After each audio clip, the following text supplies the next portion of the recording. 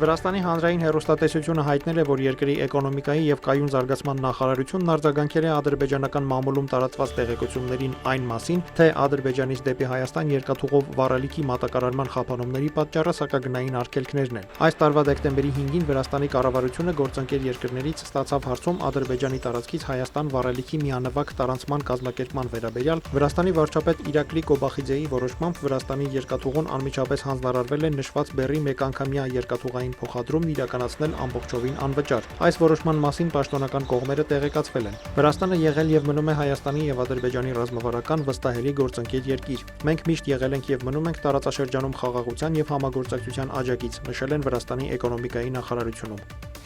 Դեկտեմբերի 8-ին Ադրբեջանի նախագահն ընդունել է Իրանի արտաքին գործերի նախարար Աբբաս Արաղչիի գլխավորած պատվիրակությանը։ Հանդիպման ժամանակ Իլհամ Ալիևը նշել է, որ երկկողմ օրակարգը բավական լայն է եւ ներառում է բազմաթիվ ոլորտներ, որտեղ բոլոր հարցերի համար կան կոնկրետ ճանապարհային քարտեզներ։ Նշելով, որ միջկառավարական հանձնաժողովը հաջող է գործում, Ադրբեջանի ղեկավարն անդրադարձել է տնտեսական, առևտրային, տրանսպորտային, էներգետիկ եւ այլ ոլորտներում համագործակցությանը։ Նա վստահություն է հայտնել, որ իրանական պատվիրակության այցը կլինի արդյունավետ։ Շնորհակալություն հայտնելով ընդունելության համար Իրանի արտգործնախարարն Ալիևին է փոխանցել Իսլամական Հանրապետության նախագահ Մասուդ Փեզեշքյանի ողջույնները։ Աբբաս Արաղչին նշել է, որ ադրբեջանա-իրանական կապերը խոր արմատներ ունեն եւ ընդգծել է հարաբերությունների հետագա խորացման կարեւորությունը։ Զրույցի ընթացքում կողմերը մտքեր են փոխանակել փոխադարձ հետաքրքրություն ներկայացնող հարցերի վերաբերյալ։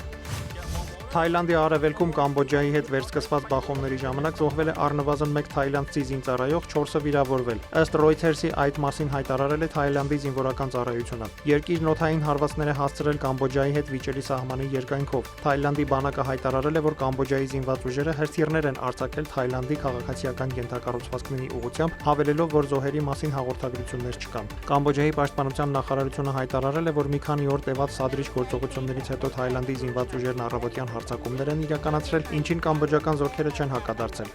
Հուլիսին սահմանային վեճը վերածվել էր հնգօրյա հակամարտության, որի հետևանքով զոհվել էր առնվազն 48, իսկ մոտ 300,000 մարդ ժամանակավորապես տեղահանվել էր։ Երկրները հոկտեմբերին Միացյալ Նահանգների նախագահ Դոնալդ Թրամփի միջնորդությամբ Կուալա Լումպուրում ընդլայնված խաղաղության համաձայնագիր էին ստորագրել։ Նոյեմբերին թայլանդցի զինվորի կյանք խլած պայթյունից հետո Թայլանդը հայտարարել էր, որ դադարեցնում է Կամբոջայի հետ հրադադարի համաձայնագրի իրականացումը։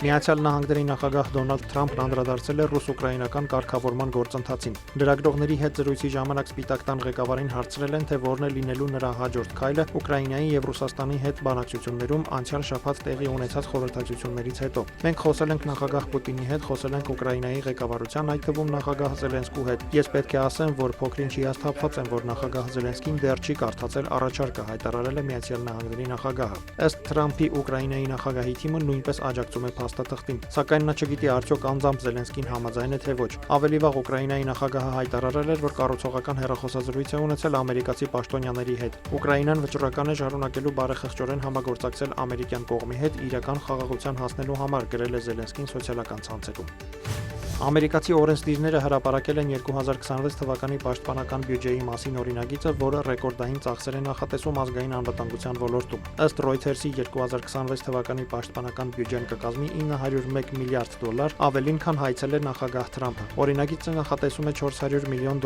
ռազմական օգնություն հատկացնել Կիևին։ Փաստաթղթի համաձայն նախատեսվում է գնահատել Ռուսաստանի ռազմական ռազմավարությունը, նպատակները եւ ուժերի դասավորությունը, որոնք ազդում են Հնդկախաղաղօվկիանոսյան տարածաշրջանի երկրների, որապես Չինաստանի վրա, ինչպես նաև Մոսկվայի եւ Պեկինի համագործակցությունը, ներառյալ պաշտպանական ապրանքների առևտուրը, համատեղ զորավարժությունները եւ ռազմական հետախուզական տվյալների փոխանակումը։ Օրենսդիրների կարծիքով նաև անհրաժեշտ է ուսումնասիրել Ռուսաստանի եւ Հյուսիսային Կորեայի միջև կնքված պայմանագրի նպատակները, ներառյալ տեխնոլոգիաների փոխանակման վերլուծությունը։ Օրինագիծը նաև պահանջել է պատրաստել Չինաստանի, Ռուսաստանի, Իրանի եւ Հյուսիսային Կորեայի միջև դիվանագիտական տեղեկատվական, ռազմական եւ տնտեսական ոլորտներում երկկողմ եւ բազմակողմ համագործակցության ներկայիս բնույթի եւ շրջանակի նկարագրությունը։ Reuters-ի հաղորդմամբ Իսրայելի վարչապետ Բենյամին Նեթանյահուն հայտարարել է, որ Գազայում պատերազմը դադարեցնելու Միացյալ Նահանգների ծրագրի երկրորդ փուլը շատ մոտ է։ Երուսաղեմում Գերմանիայի կանցլեր Ֆրիդրիխ Մերցի հետ լրագրողների հետ զրույցում Նեթանյահուն նշել է, որ դեկտեմբերի վերջին կարևոր բանակցություններ կանցկացնի Միացյալ Նահանգների նախագահ Դոնալդ Թրամփի հետ, քննարկելու ծրագրի երկրորդ փուլի իրականացման մանրամասները։ Նեթանյահուի խոսքով Թրամփի հետ քննարկվելու է նաև Գազայում Համասի գերիշխանության վերջ դնելու հարցը։ Իսրայելն այժմ վերահսկողություն է իրականացնում Գազայի տարածքի 53% Դամասկոսի նկատմամբ։ Խաղաղության ծրագրի երկրորդ փուլի համաձայն իսրայելական ուժերը պետք է հետ քաշվեն, իսկ Գազայում ստեղծվի անցումային կառավարություն եւ տեղակայվեն անվտանգության բազմազգ ուժեր, Համասը պետք է զինաթափվի եւ սկսվի անկլավի վերակառուցումը։ Գերմանիայի կանցլեր Ֆրիդրիխ Մերցը հայտարարել է, որ Բեռլինը պատրաստ է օգնել Գազայի վերակառուցմանը, բայց կսպասի Նեթանյահուի եւ Թրամփի հանդիպմանը եւ Վաշինգտոնի հաջորդ քայլերի վերաբերյալ պարզաբանումներին։ Դավիթ Մուրադյան, լուրեր։